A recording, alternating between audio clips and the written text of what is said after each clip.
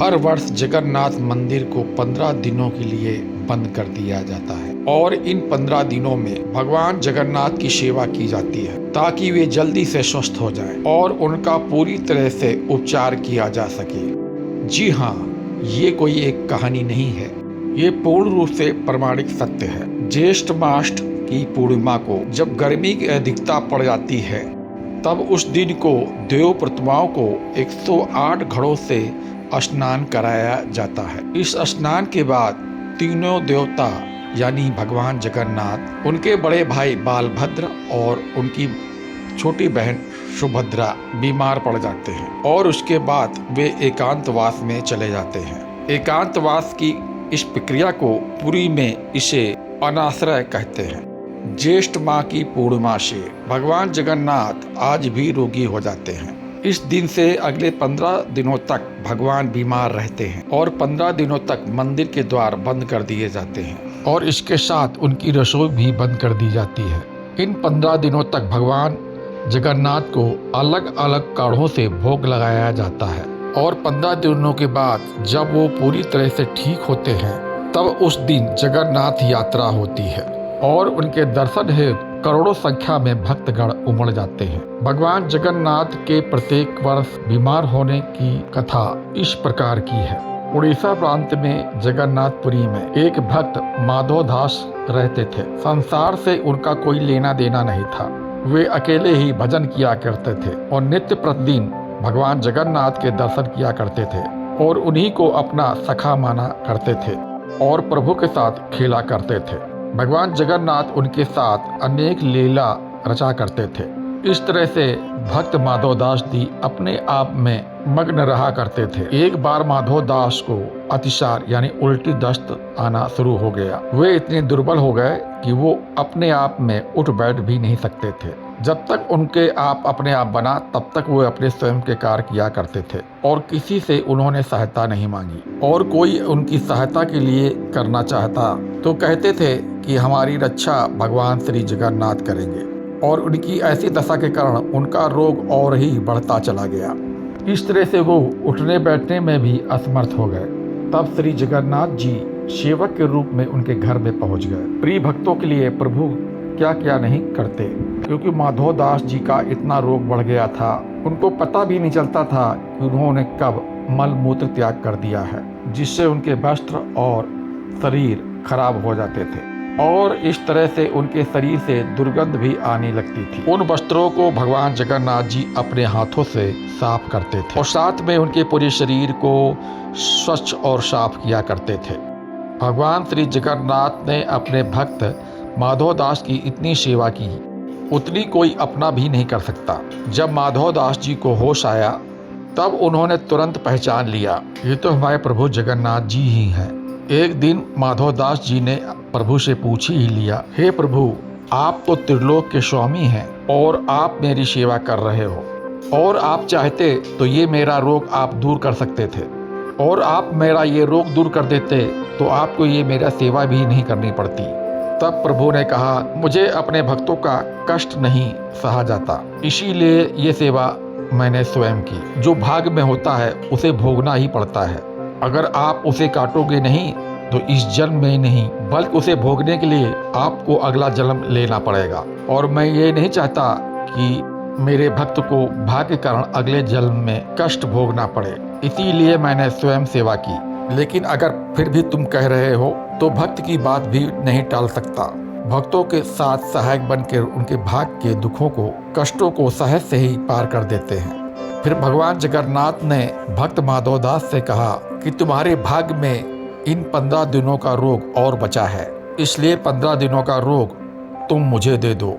फिर वो 15 दिनों का रोग माधव दास से प्रभु जगन्नाथ ने ले लिया। इसलिए आज भी जगन्नाथ भगवान 15 दिनों के लिए रोगी होते हैं। भक्तों के प्रेम के चलते आज भी वर्ष में एक बार भगवान जगन्नाथ को स्नान कराया जाता है, जिसे स्नान यात्रा कहते हैं। स्नान करने के बाद हर वर्ष 15 दिनों तक भगवान जगन्नाथ आज भी बीमार पड़ते हैं और उन 15 दिनों के लिए मंदिर बंद कर दिया जाता है। कभी भी बंद ना होने वाली भगवान जगन्नाथ की रसोई इन 15 दिनों तक के लिए बंद कर दी जाती है। इन 15 दिनों तक भगवान को 56 भोग नहीं खिलाया जाता है। इसकी जगह इन 15 दिनों में भगवान जगन्नाथ को काढ़ों का भोग लगाया जाता है। इस दौरान भगवान जगन्नाथ को आयुर्वेदिक जड़ी बूटियों का भी भोग लगाया जाता है। भगवान जगन्नाथ की जांच करने के लिए हर दिन वैद्य आते हैं। इसके लिए भगवान जगन्नाथ को फलों का जूस भी दिया जाता है और वहीं रोज भगवान जगन्नाथ को शीतल लेप भी लगाया जाता है। बीमारी के दौरान उन्हें फलों का रस, छेना का भोग लगाया जाता है और रात में सोने से पहले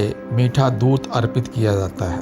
भगवान जगन्नाथ को 15 दिनों तक आराम करने के लिए मंदिरों के द्वार बंद कर दिए जाते हैं और उनकी सेवा की जाती है, जिससे वो जल्दी ठीक हो जाए। जिस दिन वो पूरी तरह से ठीक होते हैं उस दिन जगन्नाथ यात्रा निकलती है, जिसके दर्शन हेतु करोड़ों संख्या में भक्तगण आते हैं। पुरी की रथ यात्रा, जिसे रथ यात्रा के नाम से भी जाना जाता है, सबसे पुराने रथ उत्सव के रूप में प्रसिद्ध है। यह उत्सव प्रत्येक वर्ष आषाढ़ मास जून जुलाई के महीनों में पड़ता है। चंद्र महीने के शुक्ल पक्ष में मनाया जाता है। यह त्योहार उड़ीसा राज्य के पुरी शहर में मनाया जाता है, जो भगवान जगन्नाथ पर केंद्रित है, जिनको विष्णु या कृष्ण का रूप माना जाता है। त्योहार के दौरान 3 देवताओं भगवान जगन्नाथ, उनके भाई बालभद्र और उनकी बहन सुभद्रा को करोड़ों लाखों की संख्या में भक्तगण रथों में बैठाकर बड़ा डंडा नामक मार्ग से गुंडीचा तक ले जाया जाता है।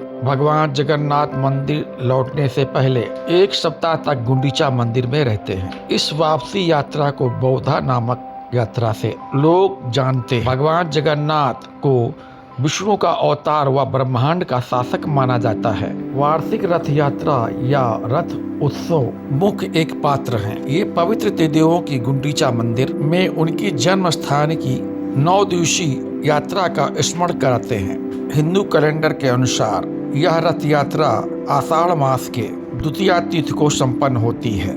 यह विश्व स्तर पर मनाई जाने वाली रथ यात्रा पवित्र इन देवों की मौसी देवी गुंडीचा मंदिर तक की यात्रा शुरू होती है। रथ यात्रा शुरू होने से पहले हर वर्ष नए 3 रथ बनाए जाते हैं, जिनमें से प्रत्येक रथ को स्थानीय कलाकारों द्वारा अद्वितीय तरीके से बनाया व सजाया जाता है।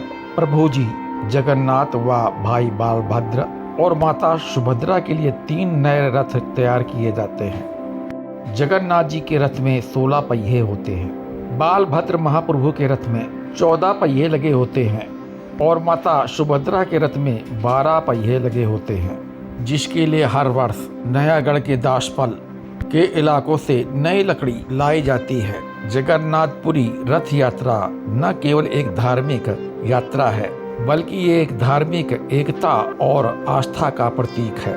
यह उत्सव हमें ये सिखाता है, जीवन में कठिनाइयों और चुनौतियों के बावजूद हमें आस्था और भक्ति के साथ आगे बढ़ना चाहिए। इस यात्रा के माध्यम से भगवान जगन्नाथ, बालभद्र और माता सुभद्रा को भक्तों के बीच में आना उनके प्रति लोगों की गहरी श्रद्धा और समर्पण को दर्शाता है। इस पवित्र अवसर पर श्रद्धालु अपने कर्तव्यों और जिम्मेदारियों को भुलाकर भगवान के चरणों में समर्पित हो जाते हैं। जगन्नाथपुरी रथ यात्रा हमें हमारे सांस्कृतिक और धार्मिक धरोहरों की महानता का अनुभव कराते हैं। इसके साथ हमें ये स्मरण भी कराती है कि हमारे जीवन में धर्म और आस्था का कितना महत्वपूर्ण स्थान है। तो चलते समय मेरे वीडियो को लाइक कर दें, कमेंट्स में जय जगन्नाथ लिखना ना भूलें और मेरे परिवार से जुड़ने के लिए आपको मेरे इस चैनल को सब्सक्राइब कर दें, बेल आइकन को प्रेस कर दें। मिलते हैं अपने अगले वीडियो में। जय जगन्नाथ।